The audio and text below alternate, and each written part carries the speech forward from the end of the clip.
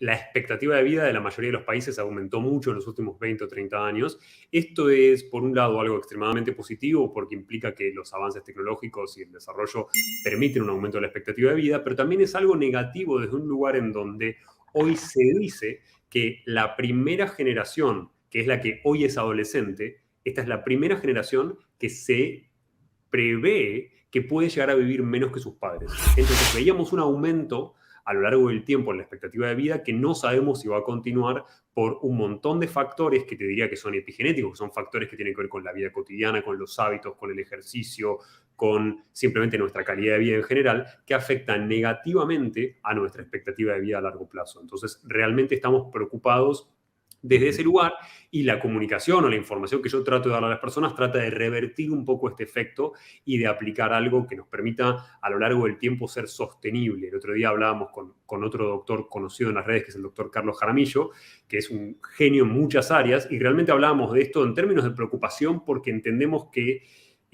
con más información, con más tecnología y con más capacidad y mejores capacidades para nutrirnos mejor, para hacer ejercicio, para entender qué funciona, deberíamos tener mucho menor riesgo de enfermedades y deberíamos aumentar aún más nuestra expectativa de vida y no reducirla. Cuando nosotros naturalmente pensamos en expectativa de vida y nos imaginamos el paleolítico, donde la expectativa de vida en general rondaba los 30 y pocos años, automáticamente asumimos que todo el mundo vivía poco tiempo. Y lo que no entendemos es que nosotros fisiológicamente estamos adaptados a eso, y vamos a entender también por qué envejecemos tan mal en algunas áreas a partir de una edad determinada. Eso tiene su explicación realmente. Pero lo más interesante es que cuando nosotros encontramos fósiles, por ejemplo, de la época paleolítica, donde alguien vive muchos años, donde alguien supera la edad promedio, no era raro encontrarnos gente que vivía hasta sus 80s. Y hoy en día pasa algo relativamente parecido, que es que cuando vamos a encontrar el denominador común de los lugares donde hoy encontramos más personas con más de 100 años, que son lo que llamamos zonas azules,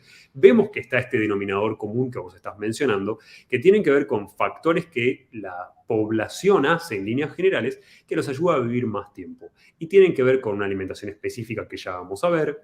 no solamente desde el punto de vista de la longevidad, sino desde el punto de vista de qué es lo más sustentable en esa comunidad. Y a su vez tiene que ver con una cantidad de ejercicio y una cantidad de movilidad a la cual están supeditadas esas personas durante todo el día. Son personas que, imagínate que no están trabajando sentadas 8 horas de manera continua, entonces mantienen su cuerpo en movimiento, y esta es una de las claves también que afecta a las zonas longevas. Pero hay otras que tienen que ver con, por ejemplo, el trabajo en comunidad, la sensación de propósito, que exceden a los hábitos de la vida cotidiana en términos de alimentación o en términos de ejercicio, pero que sí afectan un montón a largo plazo porque tenemos una razón por la cual vivir, porque tenemos una comunidad de la cual preocuparnos y que se preocupa por nosotros, con lo cual la mayoría de las zonas azules no son lugares muy desarrollados en términos de metrópoli, suelen ser pueblos pequeños, como pasa, por ejemplo, con Okinawa, que en este momento es la zona longeva más importante que tenemos, porque es la zona en donde más encontramos personas que superen los 100 años, pero a su vez tenemos pueblos dentro de esa misma isla donde el efecto es todavía mayor, que son más pequeños, que tienen más sensación de comunidad, que tienen más sensación de aporte entre ellos. Entonces, cuido a mi comunidad y me cuidan a mí. Esto es un efecto típico de las zonas azules. También un efecto que tiene que ver con la alimentación, que vamos a ver, al cual hoy le llamamos hormesis, que son pequeñas cosas que me generan un daño, pero que como me generan daño en pequeña cantidad, me terminan fortaleciendo a largo plazo. El famoso dicho, lo que no te mata te fortalece. En ese caso vemos, por ejemplo, el consumo de legumbres en la mayoría de estos pueblos o de estas zonas longevas como algo muy importante, y un pequeño consumo también de alcohol en términos cuasi te diría solo sociales, que también dan este efecto de hormesis y que son como denominadores comunes que permiten mejorar la calidad de vida de todas esas personas, y que hoy no sabemos si es absolutamente la clave de la longevidad, pero sí sabemos que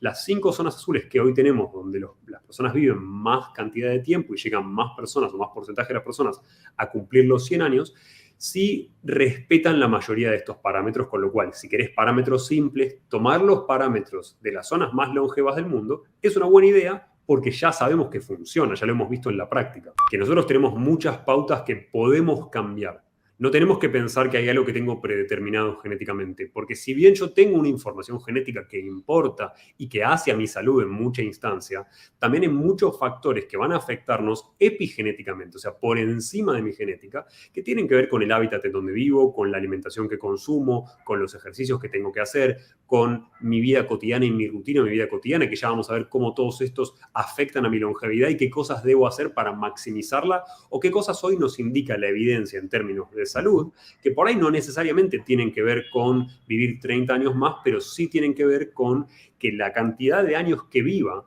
sean de buena calidad y empujar el momento de nuestra vida en el cual vamos a empezar a tener enfermedades lo más lejos posible, lo más cercano al punto de mi muerte posible. En esos términos realmente es donde uno piensa y dice, bueno, todas estas cosas las podemos aplicar hoy en día y tenemos que entender paso a paso, como vamos a ver en esta obra, qué es lo que tenemos que aplicar.